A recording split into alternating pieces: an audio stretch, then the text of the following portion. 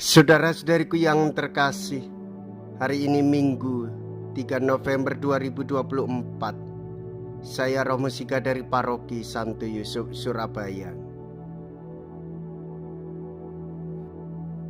Dalam nama Bapa dan Putra dan Roh Kudus, amin.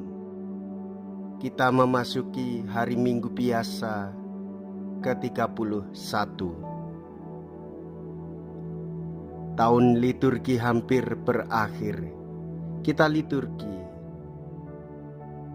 Kini liturgi membicarakan akhir dunia. Suatu pesan yang agak mengejutkan juga. Tetapi itu pun suatu Injil, artinya warta gembira. Kita tahu tiada kebinasaan satupun merupakan akhir segala-galanya, dan bahwa pekerjaan dan pembangunan kita bersifat sementara. Sebab sekali waktu Putra Manusia akan datang, dan barang siapa hidup baik akan bersinar bagaikan matahari dan hidup kekal. Berjaga-jagalah jika kamu ingin diselamatkan, sebab tidak ada yang tahu kapan penolong akan datang, hanya Bapa yang mengetahuinya.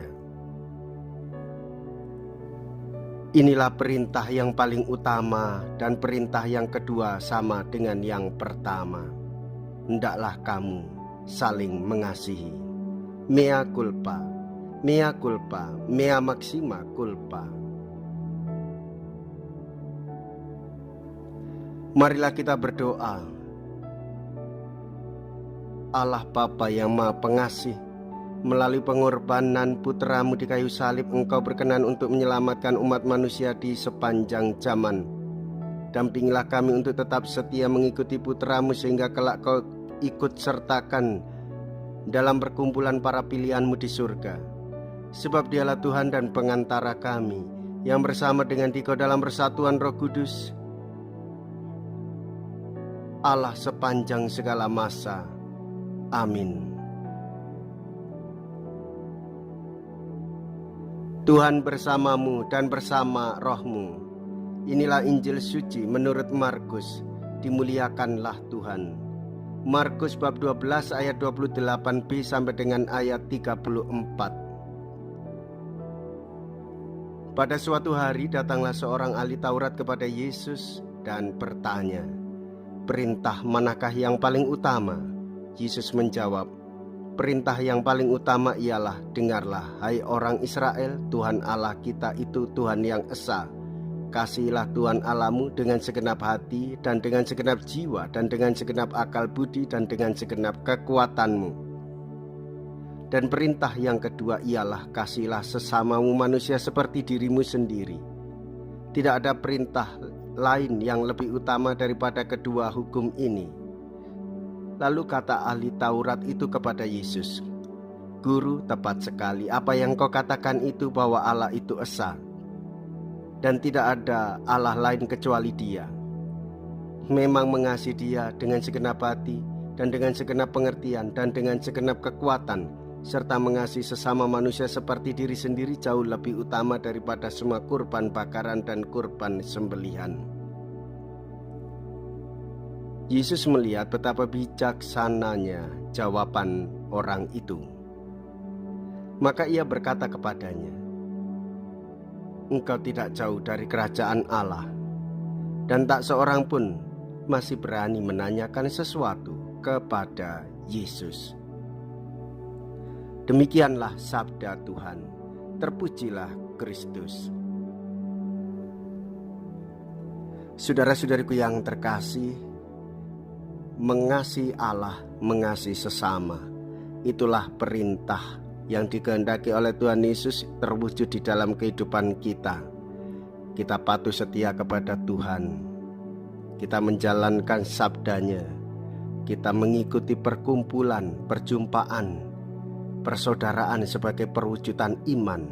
Kita memiliki bela rasa sebagaimana Tuhan Yesus mengorbankan hidupnya sebagai tanda kasih untuk keselamatan banyak orang. Demikian kita juga ambil bagian di dalam karya keselamatan Tuhan sendiri. Mengasihi itu berarti melihat kenyataan diri kita. Kenyataan diri kita adalah ciptaan Tuhan, maka kita mengasihi Tuhan. Kenyataan diri kita bahwa kita tidak bisa hidup sendiri, maka kita hidup bersama orang lain, membantu orang lain, lebih mengutamakan kesejahteraan hidup banyak orang.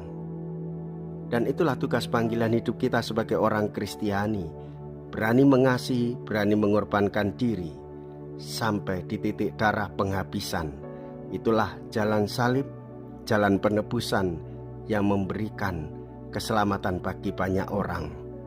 Tuhan Yesus sumber kesaksian hidup kita, maka hendaklah kita bersaksi dengan kasih dan memberikan pertolongan dan mengasihi setiap orang sehabis-habisnya sampai mati.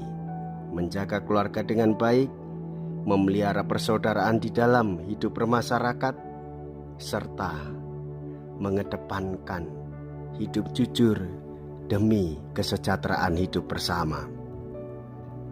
Jikalau kita berani hidup menderita dalam Yesus, maka kita pun akan dipermuliakan di dalam Kristus. Terpujilah nama Yesus, Bunda Maria dan Santo Yosef untuk selama-lamanya. Marilah kita berdoa. Allah Bapa kami di surga, puji syukur kami aturkan kepadamu atas hidangan surgawi yang telah kami nikmati dalam perjamuan kudusmu ini. Semoga pengorbanan putramu ini menjiwai kami untuk berani berkorban demi kepentingan gereja dan masyarakat kami, serta memperkuat harapan kami akan langit dan bumi baru yang Kau janjikan, sebab Dialah Tuhan dan pengantara kami. Amin. Tuhan beserta kita sekarang dan selama-lamanya. Semoga Allah yang Maha Kuasa memberkati saudara sekalian, Bapa dan Putra dan Roh Kudus. Amin. Saudara-saudariku yang terkasih, pergilah. Ibadah sabda sudah selesai. Syukur kepada Allah.